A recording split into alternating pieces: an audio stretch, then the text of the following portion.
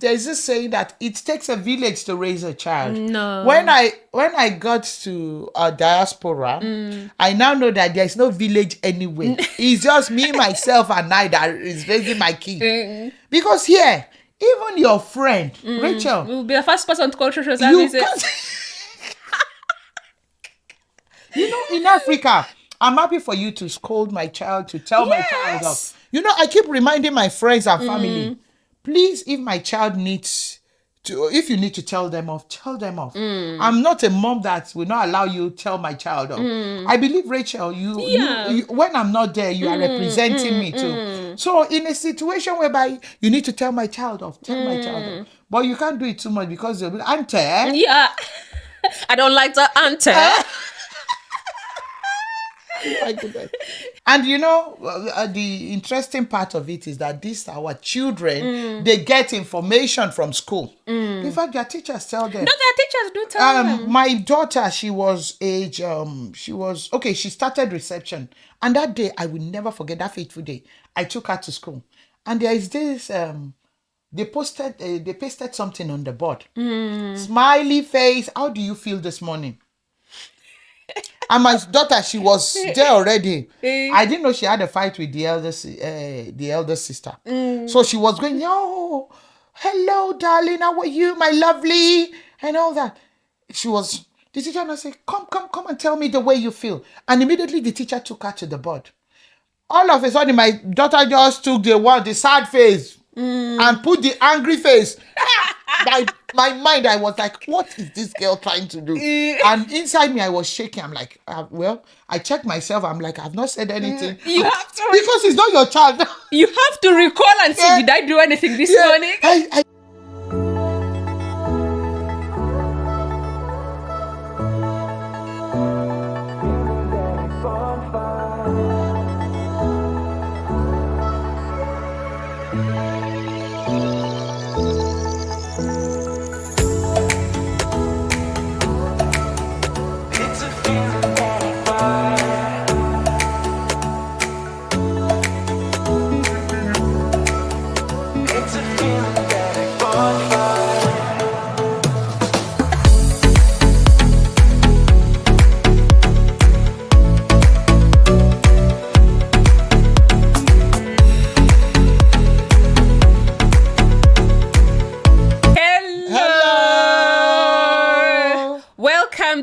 Conversation on the car with Rachel and Tebby. It is a pleasure. It is for us to be here once again, talking, discussing, and having a laugh. Yeah, we keep enjoying it. That's what I'm about to say. I am definitely enjoying myself. It's a journey that I am enjoying. Exactly. It comes easy, Yeah. We've always bounced off each other. I don't know why we didn't start sooner. We should have started sooner. Yeah. And please don't forget to subscribe to our videos. We'd love to know what your thoughts are after watching our video. Please comment as well. Yeah, if it's your first time joining us, please feel free to hit the subscribe button. Yeah. So today I thought we should explore what it means to be an African parent in the diaspora, and also what it means to raise an African child. The difficulty, the because challenges. We've come from home, we've come from Africa, we've come with our values, our traditions, our beliefs, our norms. And we've brought these into another culture. With different beliefs. With different beliefs. Trying to raise a child. A human being. Yeah. Because we were not born here. Definitely we have a belief. We have our own values that we brought from where we are coming from, Africa. That's how we were taught. Yeah. That's how we were raised. Yeah. What was it like for you to grow up? What was it like growing up? Oh, like I always tell people, my parents were so strict. They was just a strict background for me and my siblings. You just have to get it right. I remember my mother, if you did anything wrong, if it's a broom, if it is a sandal, if it is a stick, Oh, even the what do they call them? The mingling. Those small sticks you Yeah, use. yeah. What's the English term for I it? don't know. You use it in your pan. Yeah, yeah, yeah. If it's, I think we call it a mingling stick. Well, that Yeah. is it. If it's near, Stirring stick. Yeah. whatever. Yeah. English Yeah. is not my Yeah. first language. Yeah. If it's close, that's Yeah. what she will use to hit Yeah. you. Me, I am a runner. When I do something, I'm out of the house. I will run, You run? and I'll be out there playing all day. But my mom would never forget. No. She'll tell you, come eat, enjoy yourself. At midnight when you are sleeping, she'll now say, come. Let me tell you a story. So one day I was very active while growing up, and my mother had just bought a very new sideboard, very new. In an African home, Yeah. the parent has been struggling. My mother got married when she was so young. She was a tailor. So she had bought a very nice cabinet to where she would put her, glasses and silverware and everything. So I then get one of the cabinet drawer, like one of, when you open the cabinet, Yeah. one of the doors, and then I start swinging on it. Oh, no. So the whole thing came down on me. The whole thing came down on me. Oh my so the goodness. maid lifted me up, obviously cleaned, but then I knew. That I you've knew. done something wrong. I knew. I went to bed early.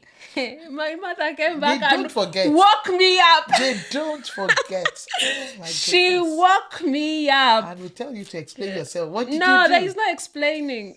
Oh, like, did you remember what you did in the evening? No, Okay, that's my that mom one for me. you do it. I think that explanation, we leave it for the Western world. Yeah. But whatever she did to me, we'll just leave it for our own imagination. For our own imagination. Yeah. So obviously coming to here, Yeah. coming to the UK. By the way, did you know that you could be jailed for smacking a child? Yeah. So for some of us that grew up being smacked, Yeah. left, right, and center. And you know that these children knows this information. Yes. And so at times they can patronize you, they can be manipulative because they know you can smack They them. know you can't do nothing to them. You know that there was a day I was bringing them back from school, and the radio was on. So this news now came online that any child that is being smacked in the UK can call the police and all that. And there's a number. There's a number to call, and they were calling the number. And I was driving. I was trying to reduce the volume. My son said, "Mommy, what did they say?" In fact, they were talking about Scotland. And that summer we were going to Scotland. And there's this boy that I always pick, my friend's son. He's the big boy. He's like 13, 14. He now said, yes. He started explaining and just trying to explain to my children. I say, can you please stop? Leave them alone. They don't need detail. Don't go into the nitty-gritties. They don't need detail. Because my son, wow. So there's a number to call when you are being smacked. So I had to face him like, have I ever smacked you? So what are you trying to say? But he said, no, Mommy, no, I'm just trying to ask that because there are some people that they are being smacked and all that. And Right. I think, there are good sides to it. And I think there is also a challenge that we struggle with as African mothers who are living in, abroad in terms of raising our kids, because we don't know any other way. We are learning these things from here. Yeah. This is not how we were raised up. Yeah. No. For us growing up, you It don't is talk. different. You don't talk back to an elder. And you don't ask questions. These children, they teach them to ask questions. When you tell, I told you the other time, when I tell my son, go and bring that bag. Mommy, why? That will sit down there. Mommy, why? Eat your food. Mommy, why? So they ask a whole lot of questions. And when we were growing up, you dare not ask You don't.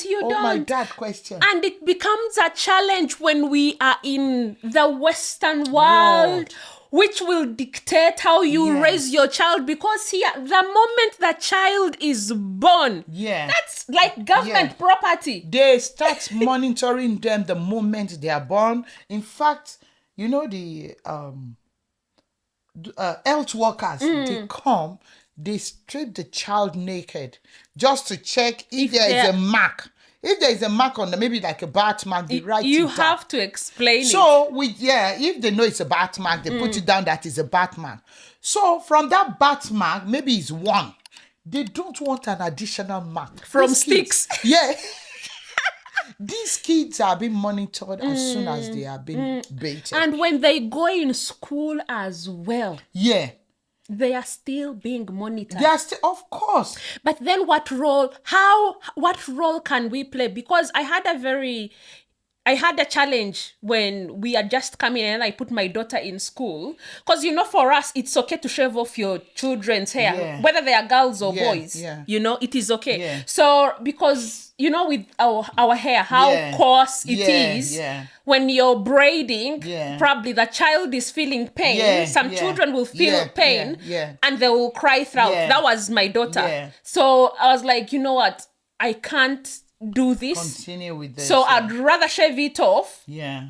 Rather than us, have these kind of scenarios. Yeah. So at school, they thought that I was abusing her. Or neglect. Yes, no, they called it abuse or neglect. because they had, I think, during that time it was lice season. You know how they have lice. Yeah, lice. They have. Back home if there is lice, it's okay. But not here.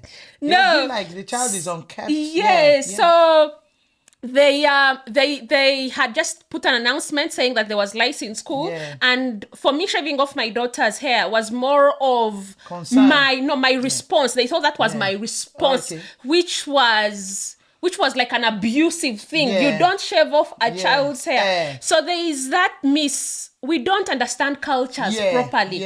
It's a white school setting. Obviously, the teachers are white. I don't see, or I didn't see any black child. African representative in terms of like teachers. So they would not be able to understand that in our setting it is it's fine. Normal to shave, they called a social worker on me. Yes. Oh my goodness. Yes. And luckily she was black. Oh, that's fine. So congratulations to you. So she understood. In fact, we were laughing it off, saying, but it's okay for us to shave you. As in, there is no. I remember they allowed us to grow hair when I was like we would call it Form 6. Of course, Form 6 back home. Only when you're about to go to uni, then they allow you to grow your hair as a girl child. But like from the early stages on, you're always cutting off your hair, so it's okay. So the culture here is different, and they don't understand our culture, which makes it 10 times hard.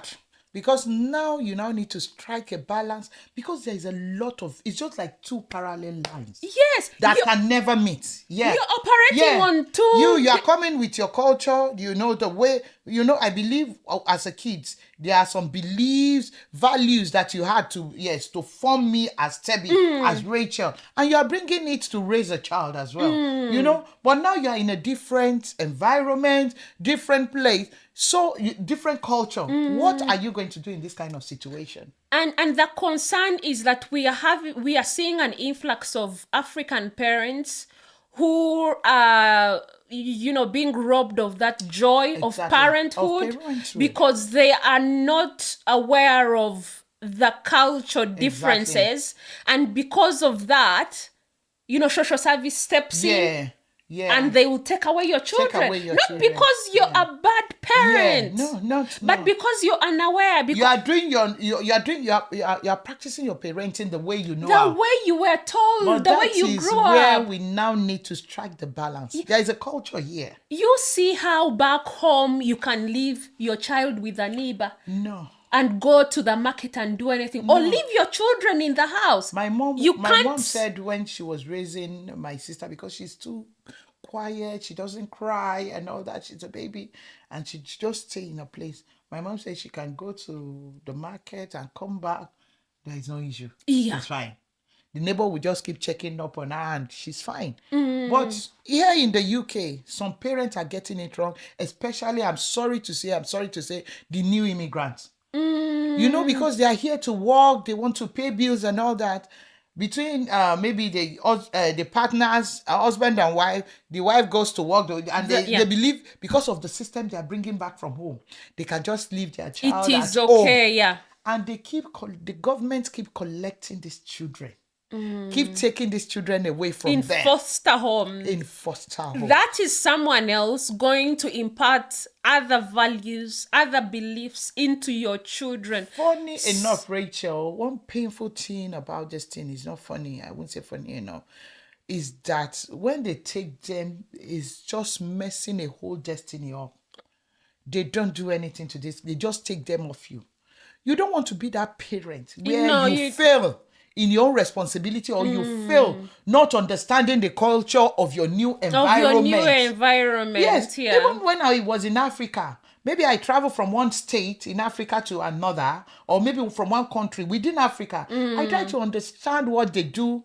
Because how do they exactly, do it? yeah. What is acceptable? What is not acceptable? And then how do I strike a balance? That is the most important. Because kids will still need to be disciplined. Yeah. And the interesting part of it is that these our children, they get information from school. In fact, their teachers tell them. No, their teachers do tell them. My daughter, she was she started reception. And that day, I will never forget that fateful day. I took her to school. And there is this, they pasted something on the board. Smiley face. How do you feel this morning? And my daughter, she was there already. I didn't know she had a fight with the elder sister. So she was going, "Oh, hello, darling. How are you, my lovely?" And all that. The teacher now said, come and tell me the way you feel. And immediately the teacher took her to the board. All of a sudden, my daughter just took the sad face and put the angry face. My mind, I was like, what is this girl trying to do? And inside me, I was shaking. I'm like, I checked myself. I'm like, I've not said anything. You have to. Because it's not your child. You have to recall and see, did I do anything this morning? I kept thinking immediately. The teacher was like, why, Favor, you are angry and you're sad? What happened to you? And she was like, yes, I'm so angry. The teacher now, because they get the information from school. And those teachers will probe. Yes. She was like, yeah, my sister made me angry. And inside me, I'm like, thank God. It's not my mommy. It's not me.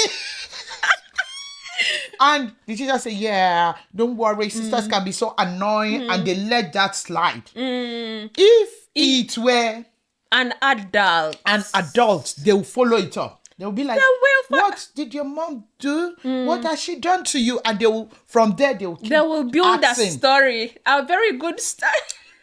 In Africa, you can smack your child before she goes to school. You can just, Here, I make sure my children, when they are going to school, they are happy.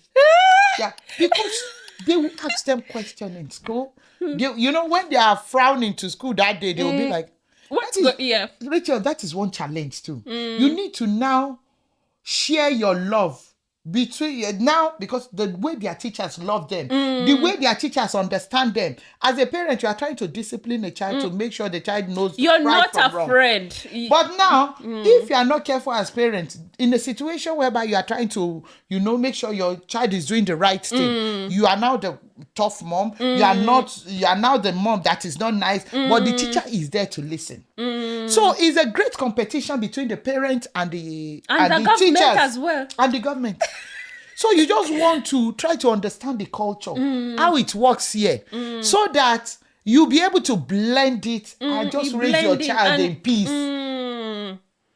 Don't be robbed of that joy of being a parent, because then we have children being jumping from system to system, from home to home, from system to system. What kind of women, what kind of daughters, what kind of generation are we then raising?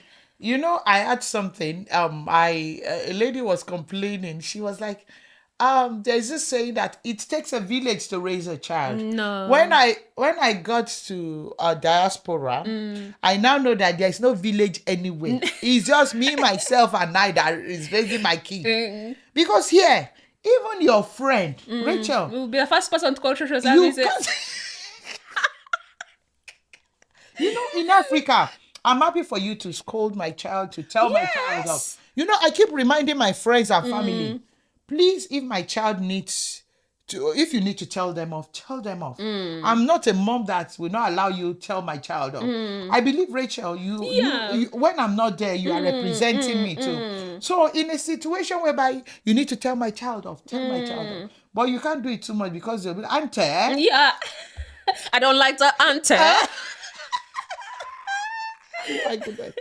I will. We might be laughing, but it can be so challenging. It is challenging and can it be is so challenging. painful. Yeah, it is. When you have people knocking on your door, trying yeah. to tell you that what you're doing is not right. Yeah, on your child. On your child.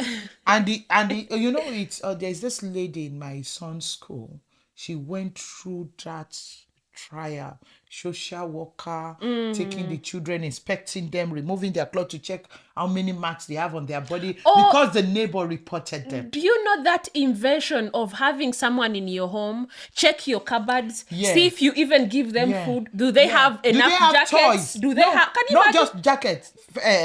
Do they have toys? Is there food in the cupboard? Yes. How are they sleeping? Yeah. Can you imagine that invasion? Someone comes into your home. Rachel, when you just had Jeremiah, didn't they check your own baby Yeah. cot? They checked my baby cot. They tell you we don't want you to sleep them with between. we don't want you to sleep with a child. Yeah. In Africa, when you sleep, you put your child beside you. Yeah, it's a sin. It'll be like you'll knock the child. Oh, it is so difficult and challenging. Oh my God. Look at in Africa, when we close school, you either go home yourself or your parent pick you, or your parent can even call someone. Those days when we're growing up, I don't know about now.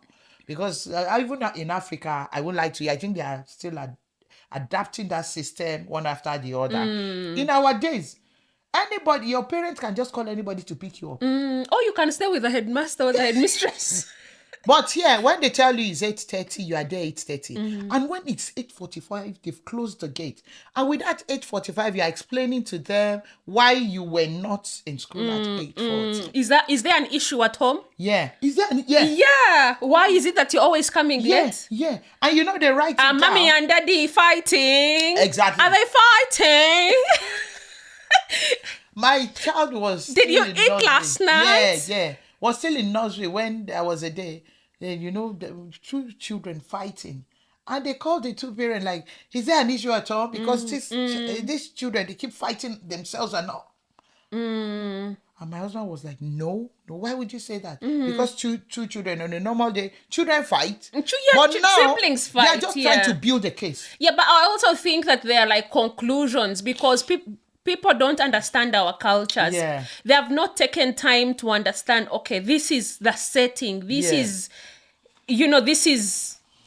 this is how they are raised, or okay, if this is how they are raised, how can we improve it or how can we work together? Sometimes I do think that they easily come to conclusions without properly understanding, because like that case I told you about, we were like less than 1 minute away from school.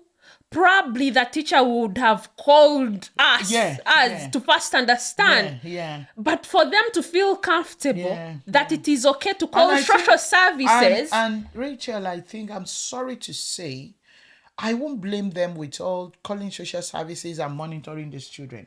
Some parents are worse. Which is true. Some of these children are really going through things. I remember going through stuff. There are some abusive parents out there. Very abusive. That they are not keeping these children safe. And if they actually, it could be if you keep your eyes closed, and say, oh no, that's all right, then you could actually be missing out on those. So you don't want to expose your children to such things. That's why at times when you make yourself available to even listen to your child, I think is one paramount thing. Because you're not listening to your child. You don't know who your child is talking to. That is what I was saying the other time, that there is this competition between parents and mothers. And teachers. And parents and teachers, whereby the teacher is loving them. Where at times, We tell them off over simple things. My children will tell them, if it were my teacher, it's just an accident, mommy.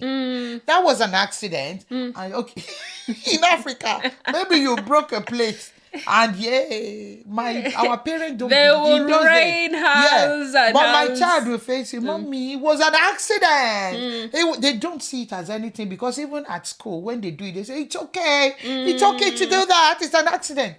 You want to raise your child like that? But I think also maybe the pressures. At times you teach your children to take responsibility. You are saying everything accident. When are they going to take responsibility? We are in a generation whereby everyone is right, whereby no one takes accountability, whereby everyone is a winner. That's the kind of generation we are raising. You can't tell someone off. Yeah. Everyone is good. That's the kind of... But then also us, as Black parents, we need to be involved in schools where our children are actively participating, because they will call you for parent-teacher meeting, you won't show up. They will have maybe a recital, you won't show up. They will probably call you for a one-to-one, you won't show up. No. So when will you With that, I think you're not showing up. They are writing everything down. These people don't allow anything to slide. Nothing. You're not showing up. You being the busy mom, busy dad, they are writing it down. And they are now, at the end of the day, they will now feel the child is being neglected. So you don't want to be doing that. And in a situation whereby we are trying to strike a balance between the two cultures, yet you still teach your children about your own culture as well. Make them to be connected to your culture, values, and beliefs. Yeah. It's not like you're imposing it on them, but let them know how it works in your own culture too. Yeah. I remember when I had my baby. And be proud of it. Exactly. I remember when I had my baby, it was even the health workers, visitors, that came and told me that I should make sure I teach my children my language. They said, we guys are Africans. We said, yes. Do you have a language you speak? We said, yes. They said they are in the UK already. They can speak English. They will speak English at school. They speak English with their friends. Try to teach them. They say that is what they now speak. I'm sorry to say, if you see all these Asians, you see them in school, they are speaking their language. Yeah. But we Africans, we will be there. We'll be speaking English. That is why at times when you talk to some of the child, say you are saying something, they'll come to you, Mommy, what are you saying? What did you say? I can hear you.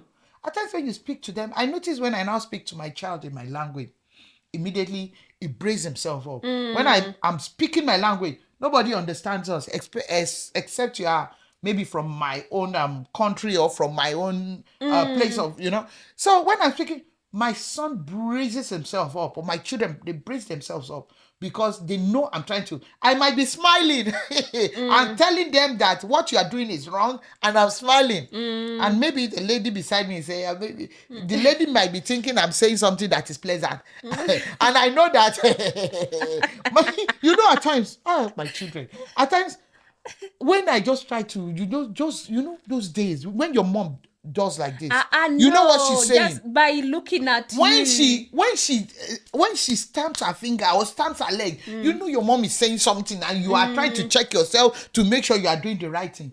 These children, you'll be doing like this, they'll be like, what's wrong with you? You even remove your head and you are trying to signal to them that what they are doing is wrong. Mommy, what did you say? In fact, I try to talk to them like that. Say, can you stop that thing again? Mommy, what did you say? Shout. The Lord will give us wisdom. Amen. It is challenging. It is challenging. But then I think also when we come into this environment, let us be flexible enough. Yeah. Let us not remain bent over our own traditions. That's why we are saying strike a balance. Strike the balance. The culture here is a very beautiful culture. Because, Rachel, I'm sorry to say, why are you sorry to my mom, when she came, I said, the way you raised me was, you were just an abusive parent. She was like, what? She said, but you turn out now. I said, no, it was so intense because they don't listen to you then. They want to have their way. Whatever they say is the final. You don't even have an opinion when you are talking to your parents. As who? Now, I keep checking myself. I don't want to be that kind of... My parents...